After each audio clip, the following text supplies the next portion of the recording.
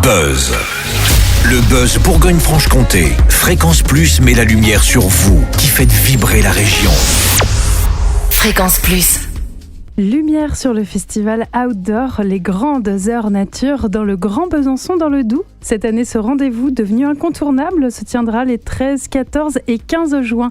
Toutes les associations de sport d'eau, de terre et d'air qui œuvrent sur le territoire se réunissent et proposent plein d'activités. C'est François Bosso, délégué à Grandeur Nature, qui explique au micro de Charlie le programme de cette 5e édition.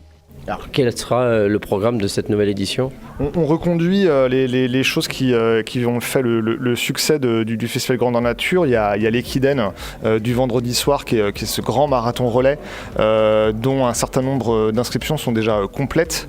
On va attendre près de 2000 personnes uniquement sur cette discipline. Et puis tout au long du week-end, il va y avoir des randonnées gourmandes, des raids d'expérience donc qui cumulent plusieurs activités, des randos kayak, des choses qui vont se passer aussi sur terre, sur l'eau. On va aussi avoir des spectacles, notamment le samedi soir. On va avoir un grand show et un open d'escalade, puisque l'escalade est une discipline forte du territoire. Et puis le paddle qui fait aussi son retour. Escalade et paddle dans le festival, c'est des compétitions qui sont labellisées Open de France, donc qui font partie des championnats de France. Donc on a en plus dans le festival des choses qui sont de l'ordre du loisir, du récréatif et des choses qui sont de l'ordre de la compétition. Alors ça représente combien d'associations pour ce festival ? J'ai pas le nombre, mais sur le territoire, c'est plusieurs dizaines d'associations sportives. On est même en centaines si on vient cumuler les assos dans le domaine du sport, dans le domaine du tourisme, dans le domaine de la santé. Donc voilà, c'est toutes les forces vives du territoire qui se rassemblent. Alors quel est le but final de ce festival ? C'est de quoi ? De peut-être initier des gens, d'inciter des gens à faire du sport ? C'est totalement ça. Le festival, il est ouvert à toutes et tous, qu'on marche, qu'on court, qu'on pagaie, quel que soit son niveau. On n'est pas sur quelque chose de l'ordre de la performance absolue, bien qu'on aime quand même chronométrer les choses. C'est un festival qui est gratuit, donc les gens qui viendront à Chamard, ils ne payent pas pour découvrir à la fois les sportifs qui courent sur les activités, mais également pour pouvoir s'initier sur des ateliers qui sont totalement gratuits et encadrés.